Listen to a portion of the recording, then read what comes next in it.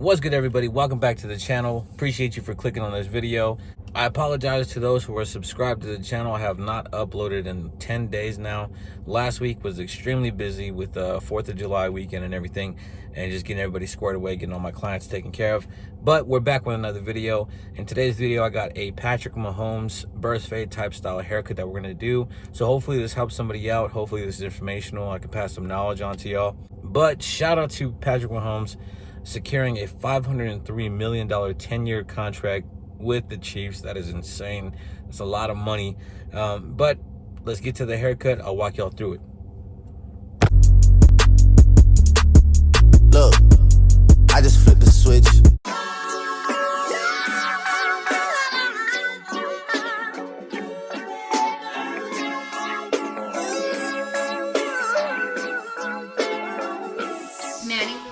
What's good, YouTube? Welcome back to the channel. Thank you for clicking on this video once again. Today we are going to be doing a Patrick Mahomes type style haircut. My boys got the curls for the girls, and we just separating all the hair and separating what we will be fading with the clippers, and what we're separating is the hair that's going to stay on the top, what's going to be styled and whatnot, letting the curls just hang freely. Right here I have my initial guideline using the wall magic clip with the 245 battery upgrade. The first thing I did was balled it out with a 0. Then I opened the lever, and we're making another guideline with the lever open. And then after I do this, I'm gonna go ahead and play with the lever. We're gonna slightly open it, fade up, slightly open and fade up. As you can see here, I'm playing with the lever, and we're just getting a little area faded out and blended nicely the way we need it to be. After this, I'm gonna go ahead and take my number 1 guard, and we're gonna go ahead and make another. I'm sorry, this is a half guard with the lever open, and I'm just making another another panel of hair to fade up in. So I'm using my comb to feed the hair into the guard, because it's a lot of hair that he has hanging over the side. You can't really tell, but the hair is really long on the side. So I just want to make sure that I'm not cutting too high, and I'm just watching how much hair I'm taking off for that panel of hair. So once we do the half guard open, we're gonna go ahead and close it and play with the lever and just fade those little bits out that we need to. And after we do that, we're gonna bounce on up to the next guard up. You're just following a system. We got the number 1 guard open, and we're just gonna make another panel of hair. So just follow this system, follow a consistent system that you can always, make sure you know where your steps are. That way you never get lost in the sauce, you never getting lost in the haircut, and just forgetting what guard you used last. So I did the 1.5 guard open, and now I'm taking my 1 guard close and doing a little bit of clip over comb. I have the 1 guard on specifically for the reason I don't want to take off too much hair. It always sucks to misjudge what you're doing and take off too much hair.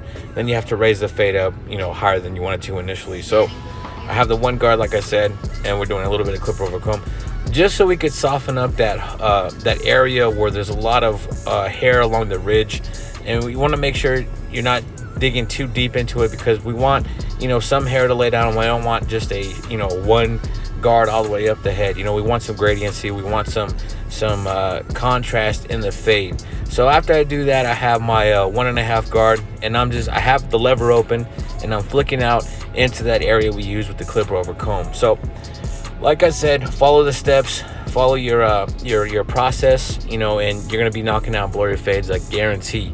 So initially I had done this haircut, and it came out blurry, but it wasn't as far back as he wanted it. So later on in the video, I do fix it, and I do take the fade a little bit more behind the ears. But I'm just showing you the process and showing you guys how to do this, and just trying to get some knowledge out there and information on how to do a burst fade. But back to the haircut, we got the number 2 guard open. We're just making another panel of hair to fade up into, and then I would be playing with the lever, slightly opening and closing, just making sure we get that line knocked out. So knocking off a little bit more of the ridge area, a little bit of the bulk we got with clip over comb. When I do clip over comb without a guard, I do have the lever open, just for the fact that, like I said, I did not want to take off too much hair. You could always take hair off, but you can never put it back on. So just a little bit of advice. I mean, if you feel comfortable having the lever closed, totally up to you, but for me, I'd rather be safe than sorry. So I got the number 2 guard open, and we're kind of just using the corner of the blade just to soften it up just a little bit more.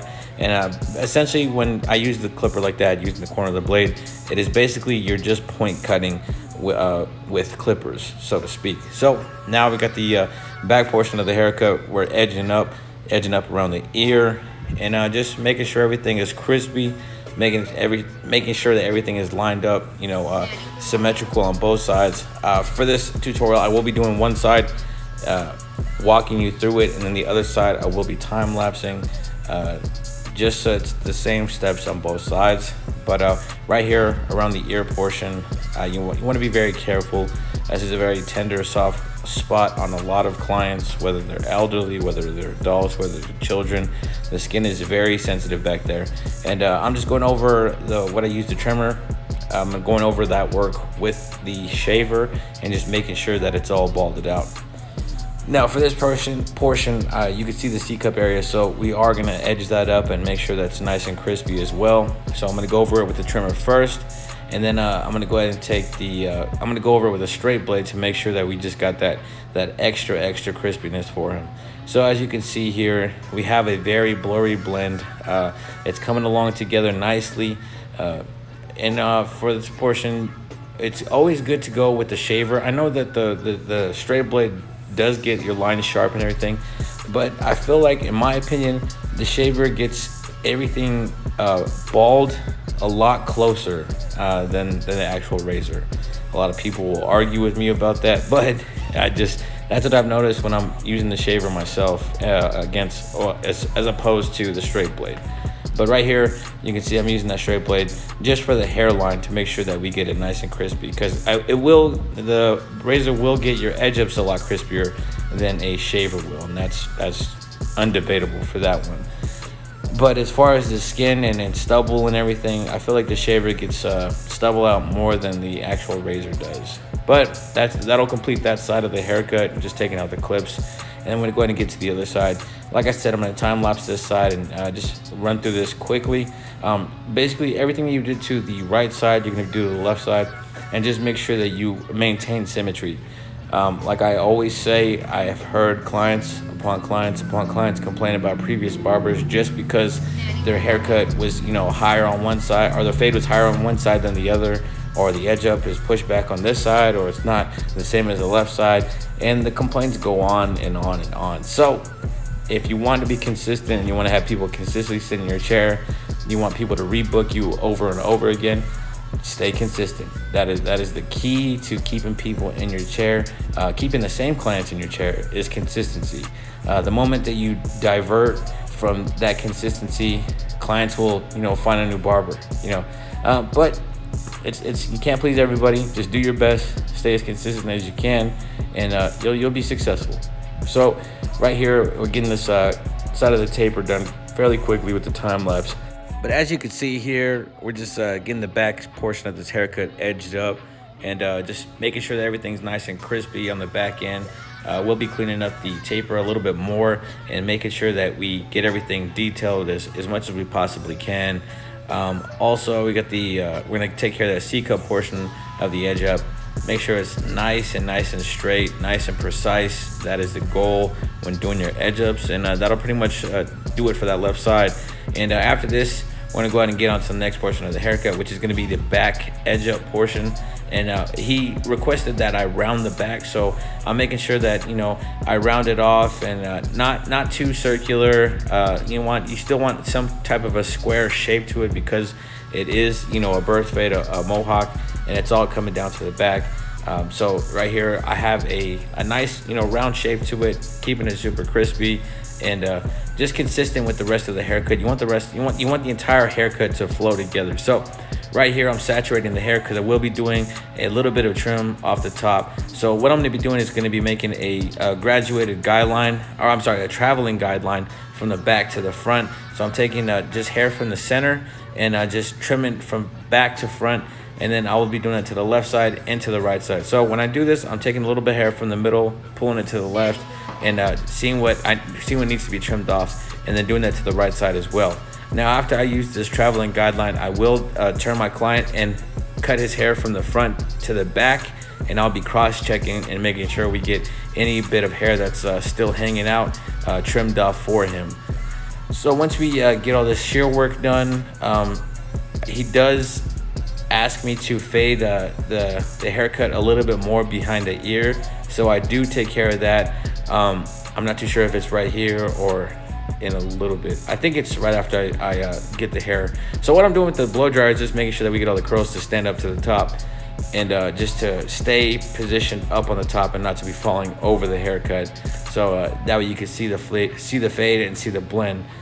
So that's what we're doing with the heat. So that I'm using heat and just getting that all dried up and curled, all the curls to the top. Now, like I said, he wanted me to take the fade a little bit higher, so I have that one guard, and we're just slowly making our way. I have the one guard, slowly open it up all the way, then we take the half guard, slowly open it up all the way, and then get up to the 2 guard and slowly open it all the way. And then after we do that, we're gonna go ahead and take our clip over comb, get that knocked out, and then I do end up grabbing a 3 guard from my drawer, which is hardly a guard that I ever use, but I just wanted to make sure that, you know, I could use that, get the dark areas just, you know, touched up and detailed a little bit. And then so you can see we extended the blend just a little bit more behind the ear like he had asked. So clients, you know, we want to make sure that you're doing whatever the client asks, and make sure that the customer service is always on point. So client is I know that as barbers, you know, we always want to think that we know more than the client, but if a client asks for something, you know, do your best to steer them the right direction on what they want with their hair, or, you know, try to find a middle ground and just try to find a compromise that'll help your client out and give them what they want, as well as you allowing you to do your job and make sure that you put out some quality work. So that's my advice in that area, that aspect of customer service, and just allowing the client to get what they want. And so right now we're doing the edge up portion. I did spray some hair spritz on the front of the edge up to make sure that our hair stays put. It hardens the hair, making it a lot easier for the trimmers to eat through, and making sure that everything stays in place.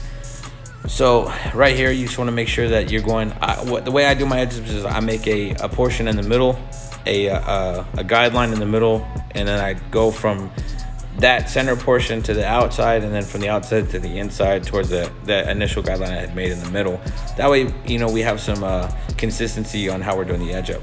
Now for this portion, I have some shears, and I'm just taking them to the hairline and just getting anything that is hanging over, anything that is flying away, that's sticking out and protruding from the forehead.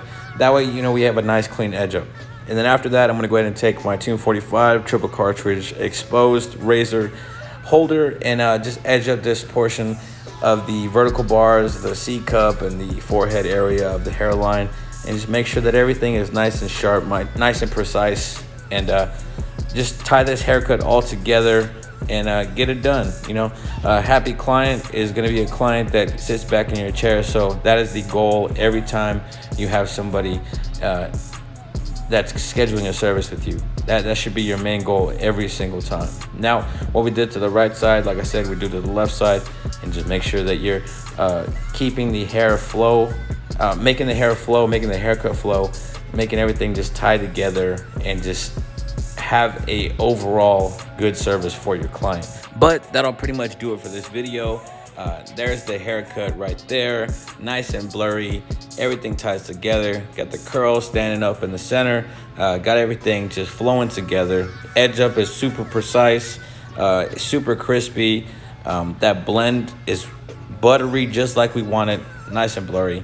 Can't ask for more. I appreciate everybody for watching this video. I hope this helped you out. I hope that you could take this video, the knowledge you learned from this video, and put together a nice burst fade yourself. Thank you everybody for watching this video. If you're not subscribed to the channel, hit that subscribe button, smash that like button, and until next time, peace.